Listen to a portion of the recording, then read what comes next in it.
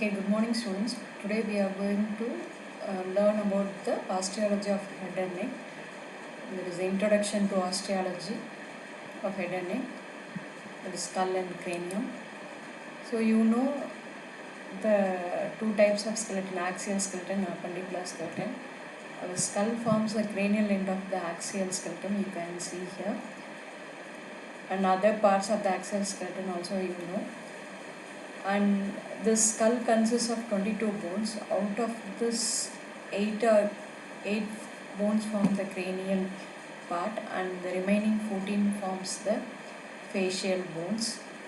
So these bones will be arranged in pairs and unpaired. You can see the unpaired bone here, one, and these are the paired bones. You can see the paired bones here. Okay.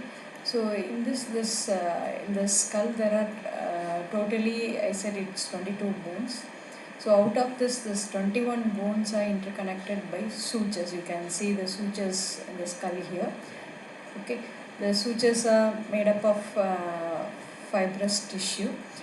So if you see the types of suture, there are different types of sutures. The name of the sutures, example for name of the suture, this is the coronal suture, and this is the squamous suture, this is the lambdoid suture, and you have sagittal suture also. And they are immovable joints.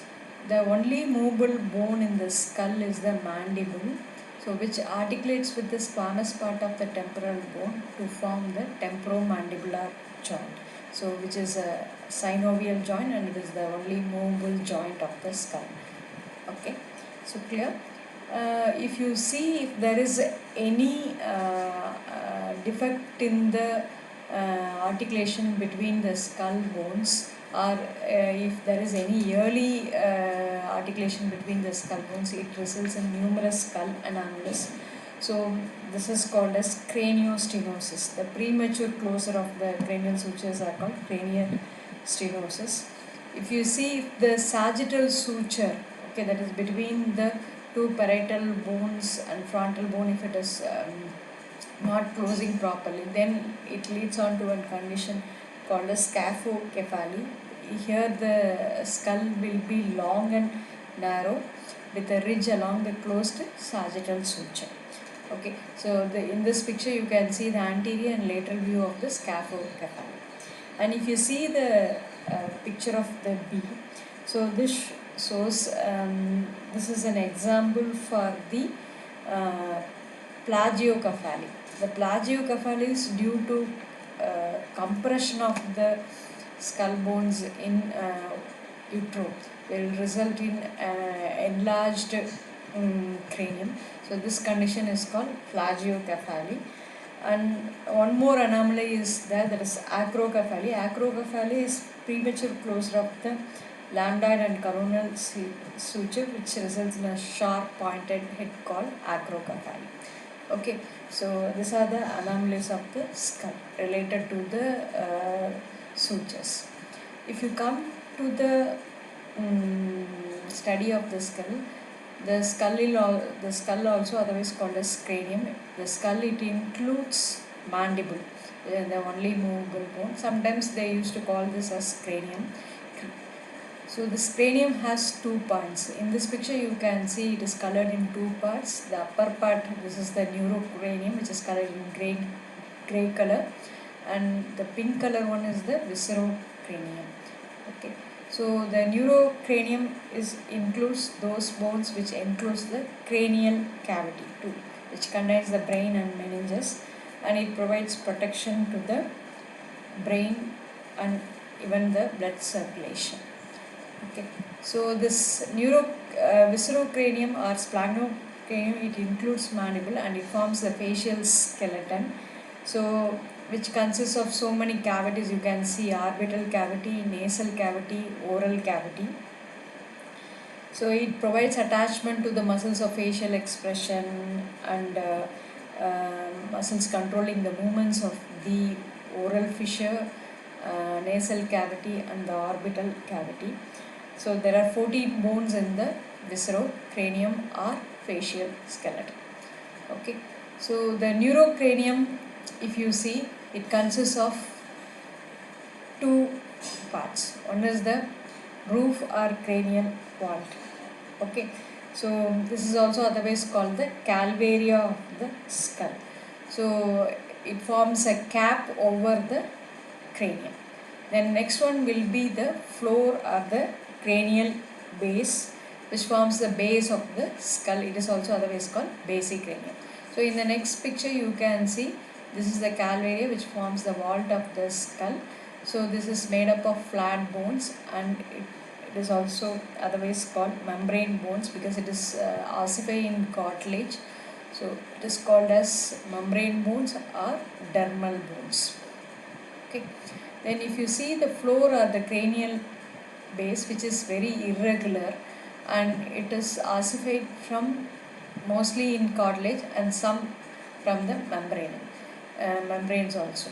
If you see the bones which ossify in cartilage is the sphenoid bone and the basilar part of the occipital bone, the ethmoid bone. This is the ethmoid bone. So these are the bones which ossify particularly in cartilage. The remaining bones ossify in membranes. So the floor or cranial base, which is irregular, is formed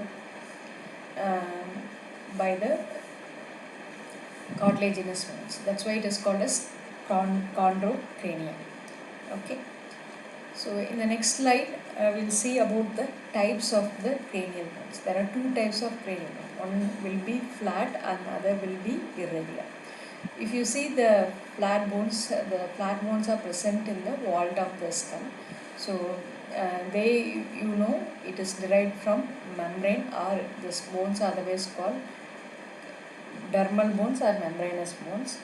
If you see the bones forming the vault of the skull, it consists of, so this is a coronal section of the skull. You can see the outer covering of the skull. There is a skull, and next will be the skull bone. So the vault of the skull, that is flat bones, consists of three layers: outer table, diplo, and inner table. So this is the inner table. You can see that between outer and inner table you have the diploid tissue. Okay, so in the next picture you can see the outer table, and this is the outer table, and this is the inner table, and here is the diploid tissue. Okay, so if you this usually the outer table bones will be little bit thicker than the inner table bones, and the inner table will be thinner and more brittle than the outer table. So therefore any fractures will damage the underlying brain, which is under the inner table. So one type of fracture is called chondrocute fracture. If there is a blow on the forehead, then this will produce an impact over the occipital bone, that is the posterior aspect of the skull. So this results in a fracture of the posterior side of the skull. So this is called chondrocute fracture. So actually chondrocute fracture means in a French it is called counter blow. Okay, so usually there will not be fracture at the area of impact, but the fracture will affect the bone of the opposite side of the skull. So this is because of the thinness of the inner table. Okay, so next type of cranial bone, as I said already, it is irregular type. So irregular bones are present at the base of the skull and the facial region. So it is usually ossified partly in membrane and partly in cartilage. Okay, but if you see the facial bones, most of the bones are derived from branchial arches, but they ossify in cartilage or partly in membranes. So come to the bones of the neurocranium. As I already said, the bones of the neurocranium will protect the brain and the coverings. Okay, so there are 8 bones in the neurocranium. So what are the 8 bones? So we'll see one by one. So this red color one, this one is the frontal bone. So this is a single bone, and you can see on either side you can see the 2 parietal bones here, and in the posterior aspect will be the occipital bone, On the lateral side, you can see the two temporal bones. In the base of the neurocranium, you can see the sphenoid, single sphenoid bone, and the bone which forms the nasal, which is present in the nasal cavity. Here, this green color one is the ethmoid. In the other picture also, you can see this is the ethmoid bone. Okay. So these are the bones which forms the neurocranium. So there are totally 8 bones, one frontal, 2 parietal, 1 occipital, 2 temporal, 1 sphenoid and 1 ethmoid. Okay. Next we will see in the next picture. So this is the frontal bone which forms the forehead and roof of the orbital cavity. You can see the orbital cavity here. Okay. So if you next bone will be the parietal bone, which is pad bone, which covers on either side of the skull. Okay, so you can see the parietal bone. Occipital bone is the single bone which is present on the posterior aspect of the skull. Okay, and you can see the temporal bone. There are 2 temporal bones on either side, so which is present on the lateral side of the skull, and it consists of middle ear and internal ear cavity. And if you see the sphenoid bone, which is present in the base of the skull, this yellow color bone is the sphenoid bone, so which forms the base, and also it looks like butterfly. You can see it looks like butterfly. So it also contributes to the wall of the orbital cavity. The next bone will be the ethmoid bone. Ethmoid bone consists of 3 parts. This one is the crista galli. Already you have seen in the interior of the cranium. And next will be your perpendicular plate of ethmoid bone, which forms the nasal septum. And next one will be cribriform plate of ethmoid, through which the olfactory nerve fibers enters. So ethmoid bones, it forms the bone of the nasal cavity, and even it forms the base of the skull. Now you people are very clear about the bones of the neurocranium. So there are totally 8 bones. Okay. And next come to the splanocranium. So the splanocranium is nothing but the bones forming the facial skeleton. So there are 14 bones in the facial skeleton. So already, as I said, so the bones are irregular in shape. So they are all derived from branchial arches. Okay. So the names of the 14 bones are, we'll see one by one. So first we will see the nasal bone. There are 2 nasal bones, so which forms the roof of the nasal cavity. And you can see the lacrimal bone. There are 2 lacrimal bones which forms the medial wall of the nasal cavity, which has a lacrimal groove which enlarges the lacrimal duct. And you can see the pair of zygomatic bones which forms the cheek of the face. Then you can see a pair of maxilla bone, so which forms the upper jaw, which enlarges the teeth. And you can see a pair of inferior nasal concha. Okay, a pair of inferior nasal concha on the lateral wall of the nasal cavity. This forms the lateral wall of nasal cavity. And other than this, you can see a individual bone, that is the mandible, which is the only movable bone which enlarges the lower teeth. Other than this, you have 2 palatine bone and vomer bone. You can see in this picture, this is the lacrimal bone. You can see the lacrimal groove which enlarges the lacrimal duct. And this is the palatine bone, which is the L-shaped bone which contributes to the formation of the hard palate. There are 2 palatine bones, one on either side. This is one and this is the second one, right and left. And you can see the vomer bone. So vomer bone is a single bone which forms the medial wall of the nasal cavity, that is nasal septum. So you can see the posterior part of the nasal septum is formed by the vomer bone. So this is the nasal septum.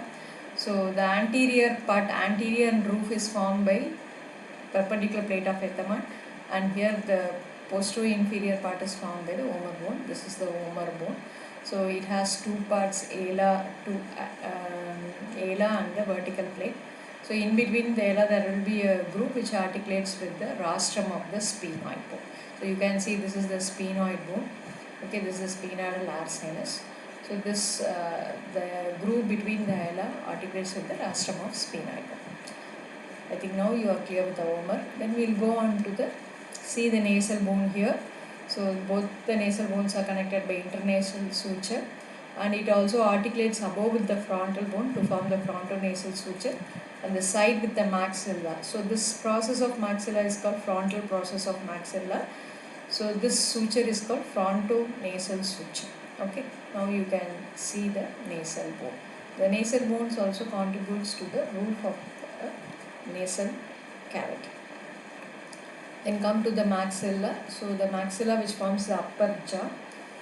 So there are two maxilla. You can see both the maxilla are interconnected by intermaxillary suture, and it has three process. One is the frontal process which articulates with the frontal bone and nasal bone, and it has palatine process. So this is the palatine process which articulates with the palatine process of the opposite maxilla, and it forms the hard palate, anterior two-third of the hard palate. And one more process it has, that is the alveolar process, which larges the teeth. So the totally 8 teeth on each side.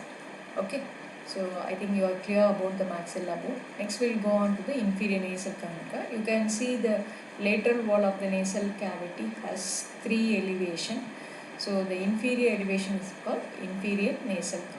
Other 2 elevations, superior and middle, are parts of ethmoid bone. Okay, so there are 2 inferior nasal concha. Okay, the next will be the mandible, which is the only movable bone which forms the lower jaw, which larges the lower teeth. Okay, which articulates with the squamous part of the temporal bone to form the temporomandibular joint, which is the only movable joint of the skull. So you can see this has a ramus on the body, this mandible. The ramus has an condylar process here, which articulates with temporal bone, and this elevation is called coronoid process. In between you have the mandibular notch. So the body has an outer surface and the inner surface, and it has an upper border and the lower border, and you can also see a foramen in the external aspect of the body of the ramus of skull. So you can see this foramen is the mental foramen. Okay, so I think you are clear about the mandible. Next we'll go on to the zygomatic bone, which forms the cheek cheek of this face. Okay, so you can see the zygomatic bone articulates with the maxilla in front, posteriorly with the temporal bone, above with the frontal bone. Okay, zygomatic process of frontal bone. So I think you are now clear about the facial bones. Okay, so next we'll see the other bones of the skull. So totally I said 22 bones. Other than this, you have auditory ossicles, which is present in the temporal bone, that is middle ear of the temporal bone. So there are 3 auditory ossicles, malleus, incus and stapes. So there are tiny bones in the middle ear. So other than this, in the neck you have a U-shaped bone that is called hyoid bone. So actually this hyoid bone acts as a base for the tongue. So this is the only bone which does not articulate directly with any other. Okay. Now I think you people are very clear with the bones of the skull.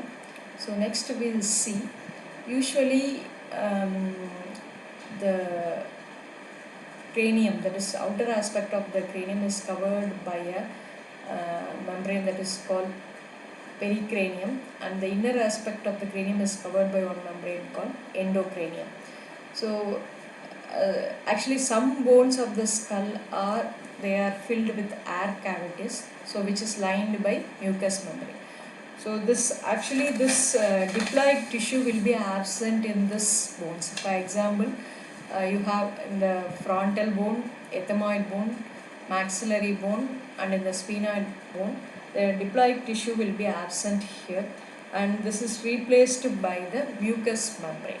So actually there will be a cavity which is lined by mucous membrane. So these are called air-filled cavities, which reduces the weight of the skull and it adds humidity and temperature to the inspired air for suitable ventilation. Okay, so this also maintain an equilibrium of air pressure on both sides of tympanic membrane for proper vibration of sounds.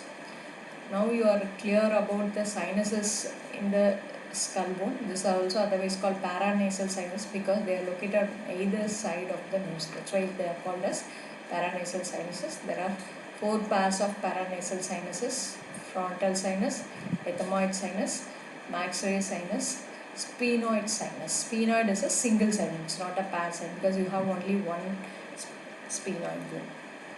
Okay. So next we will go on to the anatomical portion of the skull. How will you keep the skull in anatomical portion? So for this, actually they have created two planes. So one is the Frankfurt horizontal plane and other one is the Reed's baseline. Okay. So the Frankfurt horizontal plane is otherwise called orbitomeatal plane. This is the standard craniometric reference for the anatomical portion of the skull. So in this, actually the skull should be positioned like this, a line joining the inferior margin of the orbit to the upper margin of the external. You can see in this, so you can see a line joining the inferior margin of the orbit to the upper margin of the external acoustic meatus. External acoustic meatus is the opening of the external ear here. It is the opening in the skull. So this line is called Frankfurt horizontal plane. But if you see the Reed's base plane, it is a horizontal line between infraorbital margin to the center of external acoustic meatus. So these two lines are considered as the important feature for keeping the anatomical portion of the bone. And you can wonder why I have put this picture. So actually, if you see, actually the human skull and the pronogeal vertebrate skull will differ. So and they are in how it differs. Usually the neurocranium and the splanocranium are inversely proportional to each other. In pronograde vertebrate, that means all animals walking on 4 legs, so will have larger splanocranium and the smaller neurocranium. So that's why the skull head cannot be lifted by the animals. So with the progress of evolution, so orthograde man with plantigrade locomotion possesses enlarged neurocranial cavity for accommodation of the brain. So there will be decrease in the size of the splanocranium. Okay. So actually this the cranial volume should be always constant. If one thing is increases means other will. For example, if there is increase in cerebrospinal fluid volume, then the brain contents will be reduced. So this is mainly mainly common in hydrocele cases and also in the space occupying lesion. Okay.